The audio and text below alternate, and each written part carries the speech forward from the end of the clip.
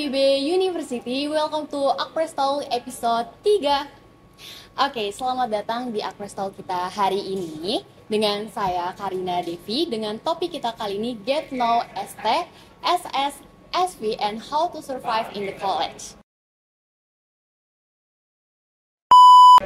Nah, tanpa berlama-lama lagi, di sini kita ada 3 orang yang keren-keren banget dari berbagai jurusan yang akan memberikan tips dan pengalaman berharga mereka selama di masa PKU atau semester 1 dan semester 2. Oke, halo teman-teman semua. Halo Karin. Oke, nah mungkin boleh dulu nih perkenalkan diri secara singkat. Halo KMIPB, kenalin gue Rashid dari Komunikasi Digital dan Media SVPB Angkatan 60. Halo KMIPB, kenalin, namaku Siva Aulia Fitri dari jurusan Kimia Angkatan 60. Halo KMPB, perkenalin nama aku Kausar Latas dari Sekolah Bisnis IPB Angkatan 60. Oke, gimana nih kabarnya dari liburan ya? Udah lama banget, baik? Alhamdulillah baik. Oke, IPK-nya aman nih teman-teman semua di sini? Gimana? Oh, insya Allah Dikit ya. aman ya. Oke, Alhamdulillah. nah berarti sekarang ini udah mau masuk semester 3 ya? Betul banget. Nah, dari semester 1 sampai 2 itu menurut kalian berat gak sih kalian jalaninnya gitu? Karena kan kalian transformasi dari anak SMA atau SMK gitu kan ke dunia perkuliahan. Menurut kalian berat gak nih? Dari Kak Rashid dulu boleh. Oke, kalau menurut gue sendiri sih, jadi kan pertama itu pasti berat banget. Jadi dari SMK ke kuliah. Tapi untuk pelajaran menurut gue nggak terlalu berat karena emang kalau misalnya SMK dulu gue di multimedia dan sekarang di Komunikasi Digital dan Media itu untuk pelajaran sejalur lah. Cuma emang kita lebih banyak turun lapangan aja sih. Jadi harus siapin kondisi badan yang fit terus gitu. Oke, tapi sejauh ini enjoy. Enjoy aja sih. Oke, nih boleh nggak langsung ke Kak Siva?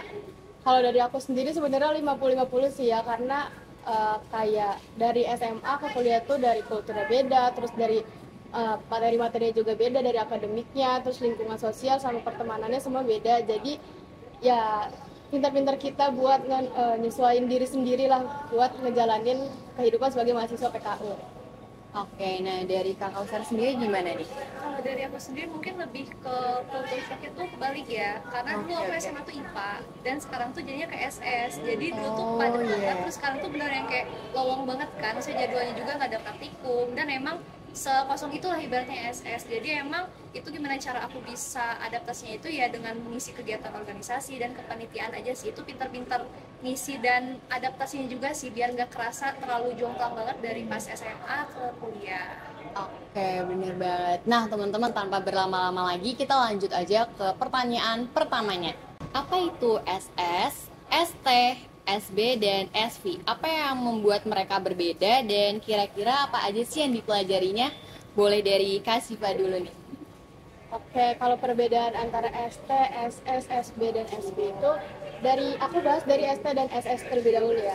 Kalau ST sama SS tuh ibaratnya kayak kelas 13-nya SMA. Jadi kita di sini pelajarin mata kuliah yang udah kita pelajarin sebelumnya di SMA, cuman lebih dalam materinya. Dan kalau ST itu ibaratnya IPA-nya SMA. Kalau SS itu IPS-nya SMA.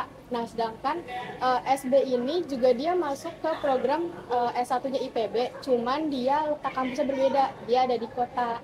Begitupun dengan SV, dia di kota, cuman yang ngebedain dari SV dan SB, ST, dan SS ini, kalau SV dia langsung masuk ke departemen tanpa kita ospek jurusan, ospek fakultas itu nggak ada di SV. Sedangkan di ST, SB, dan SS ini dia ada ospek fakultas dan ospek jurusannya juga. Gitu. Nah, dari Kak Siva ini kan dari ST nih ya. Apa aja sih yang dipelajari di ST, Kak? Kalau yang dipelajari di ST tuh kayak matkul-matkul IPA di SMA lah, kayak mata kuliah kimia, fisika, matematika, terus ada matematika dan berpikir logis, ada statistika juga, dan mata-mata kuliah lain yang umum yang ada di SMA juga. Oke. Kalau dari Kak Kausar sendiri ini dari SS ya. Iya, kalau dari aku sendiri mungkin kurang lebih sama ya kayak kata Syifa bilang, emang kita tuh bedanya tuh dari SS ke SD itu singkatnya itu IPA dan IPS lah ibaratnya gitu. Dan emang masih banyak juga nih yang suka salah paham, SB tuh karena mungkin di kota dan sebutan itu sekolah bisnis gitu kan, mirip sama sekolah vokasi, tapi kita tuh emang bersebelahan, tapi kita tuh beda di mana kalau sekolah bisnis itu ibaratnya kita harus PKU dulu baru nanti akan naik departemen itu ke bisnis, dan itu beda lah dari Dramaga ke kota. Tapi kalau emang dari vokasi sendiri itu emang langsung ke departemennya lah ibaratnya dari tahun pertama, jadi mereka nggak PKU begitu sih. Oke, kalau dari SS sendiri apa aja sih materi yang dipelajarinya? Berbeda nggak nih dari yang SMA atau SMK? Oke, mungkin karena aku emang basicnya SMA-nya bukan IPS kali ya, jadi emang kayak sejujurnya kalau dilihat-lihat perbandingannya mirip-mirip aja sih, karena emang adanya tuh kayak sosiologi dan kayak aku rasa sosiologi aja deh.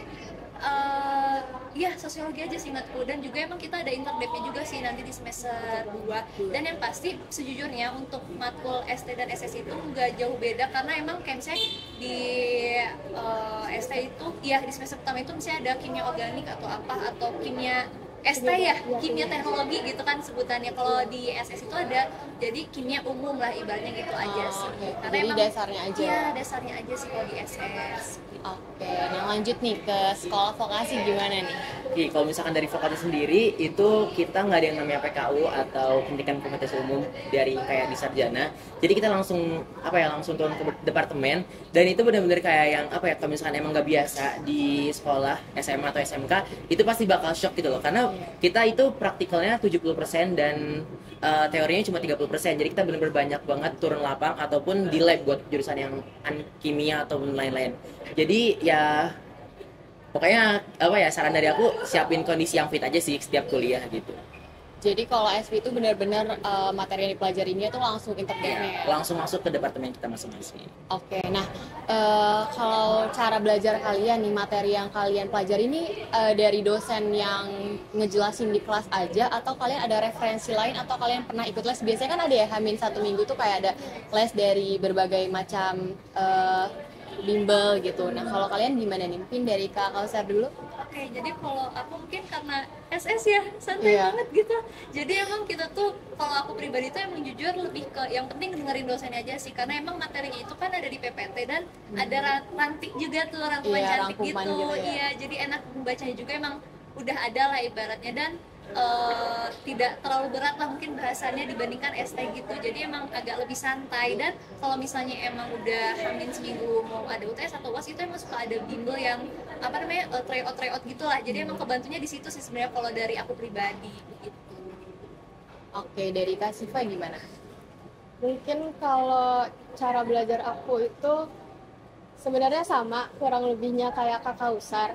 Yang penting kita tuh di kelas dengerin dosen, terus di rumah juga atau di kosan masing-masing di-review lagi materinya, biar kita tuh nggak gampang lupa, dan terus sama sekalian latihan soalnya gitu, buat memperdalam materi yang kita pelajarin. Jangan suka nunda-nunda tugas, karena itu bener-bener bikin stres di akhir gitu.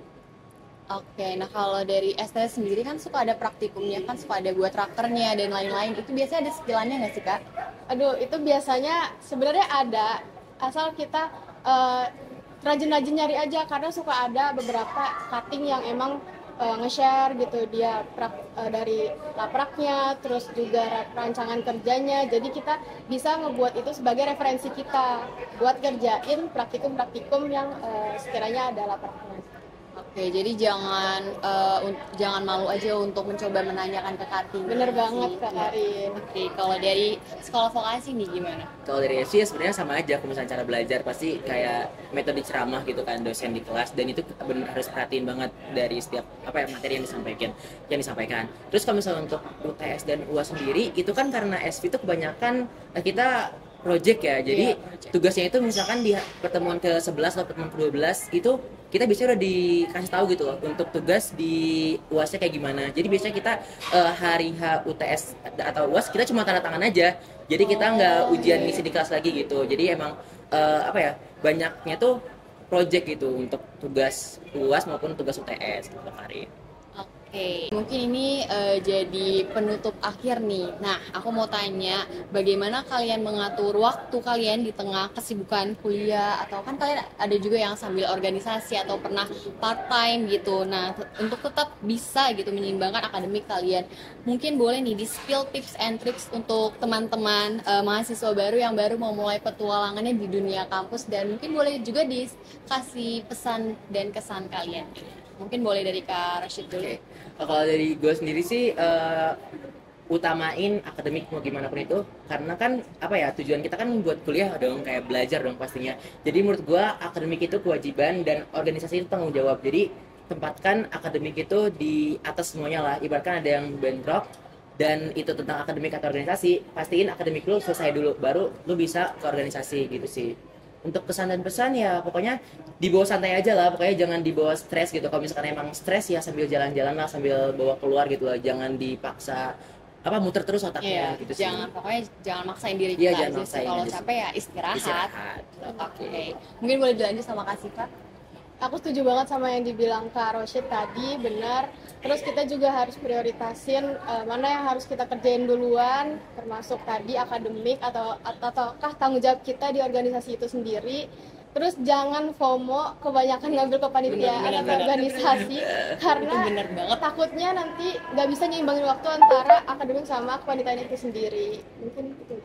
Oke, boleh dilanjut sama Kak Kausa. Kalau aku mungkin kurang lebih sama ya, jadi emang fokus kuliah juga, dan ya kalian juga emang harus ibaratnya fokus aja lah sama tujuan kalian, dimana sejak kalian awal kuliah tuh kan emang kalian untuk ibaratnya mencari ilmu lah, mencari pendidikan. Terus kalian juga emang pasti punya targetnya masing-masing, dan kalau kalian mau mencapai target itu semua orang punya jalannya masing-masing lah, jangan FOMO-an, dan emang kalian jangan selalu berusaha ingin melebihi batas kemampuan kalian lah, karena kalian juga manusia lah ibaratnya gitu. Semua pasti sampai kok di titik sukses kalian masing-masing, dan yang pasti untuk tipsnya itu jangan pernah menunda apapun.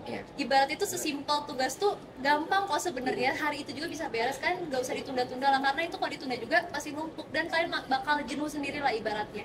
Ya gitu aja sih intinya dari aku. Oke, keren-keren banget nih teman-teman di sini, dan aku mau ngucapin terima kasih banyak untuk Kak Rosyid dari Sekolah Vokasi, terus juga ada Kak Siva dan Kak Kausar dari Sarjana yang telah menyempatkan waktunya dan telah berbagi tips dan pengalaman berharga mereka. Dan semoga dari diskusi ini kita bisa belajar bahwa dengan perencanaan yang baik, prioritas yang jelas, dan dapat menjaga akademik dan aktivitas lainnya, kita masih tetap untuk bisa berprestasi. Nah, untuk para KM IPB yang sedang menonton, semoga obrolan kita hari ini dapat memberikan inspirasi juga motivasi untuk kalian. Kalian harus tetap ingat bahwa tantangan yang datang itu pasti bakal tetap bisa dihadapi dengan semangat yang kuat. Sampai jumpa di Akpres Talk selanjutnya dengan episode-episode menarik lainnya. Dadah, Audio Jungle.